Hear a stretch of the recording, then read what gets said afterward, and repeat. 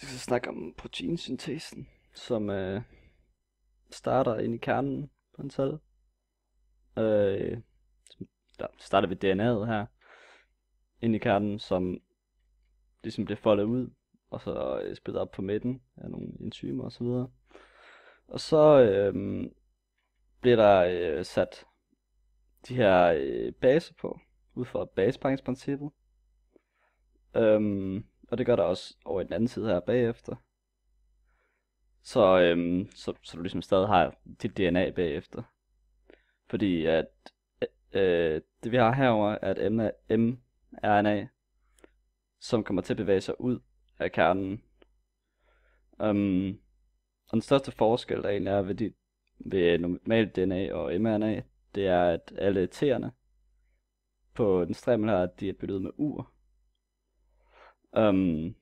Ja, det er egentlig den største forskel, der er mellem dem.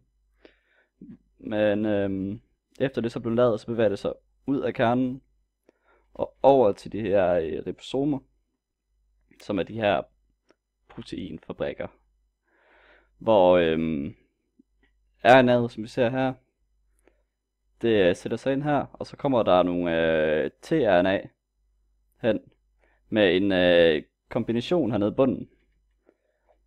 Og den kombination, den skal passe ud fra baseparingsprincippet sammen med RNA'et her.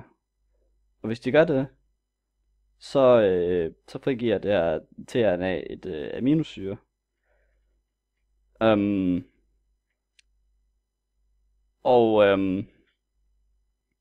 Ligesom for at der ikke sker for mange fejl, når det er, så er der mange forskellige koder for det samme aminosyre. Som vi ser, der er 25 aminosyre her. Alle sammen med rigtig mange forskellige kombinationer for at lave det samme, så der ikke kommer til at ske så mange fejl. Det skema her, det er sgu meget smart. Hvis nu vi går op og kigger igen, og vi gerne vil finde ud af, hvorfor et aminosyre GUA er, så kan vi gå herned, og så kan vi starte med at kigge herop efter den første base, som så var G. Så vi ved, det er nede i den række her. Derefter kigger vi efter det mellemste base, som vi ved var U. Så nu ved vi, at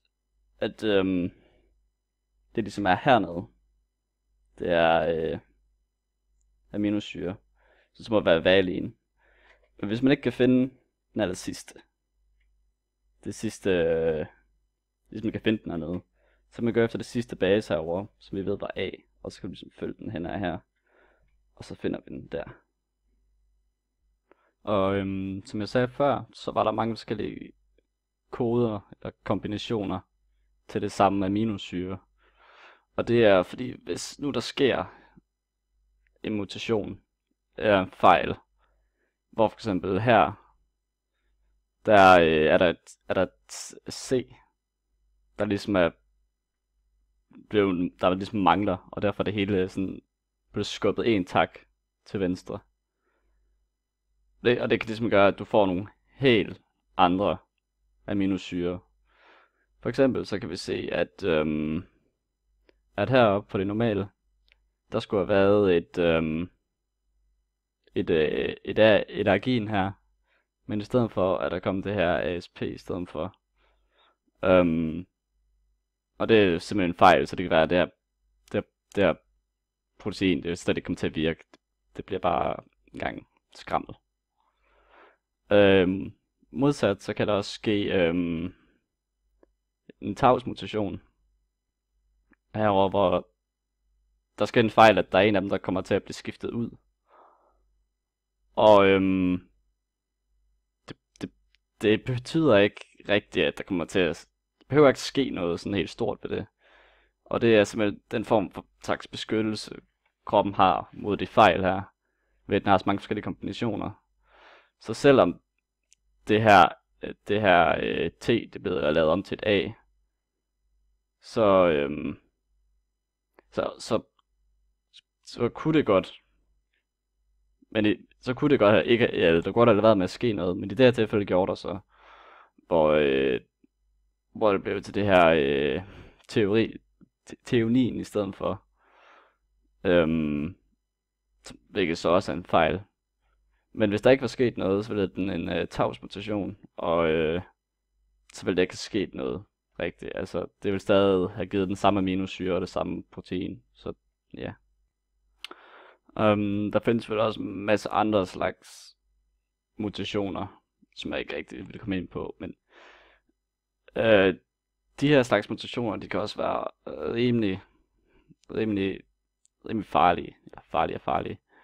Men for eksempel, hvis det nu er, at der er en af dem, der bliver skiftet ud, så det for eksempel kommer til at stå sådan en stopkode her, jamen så midt i processen på at lave det her aminosyre, der stopper den bare midt i det hele.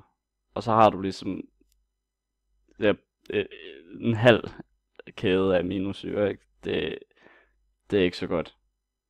Det kan man ikke rigtig bruge til noget. Men det var sådan stort set det hurtigt, som proteinsyntese er.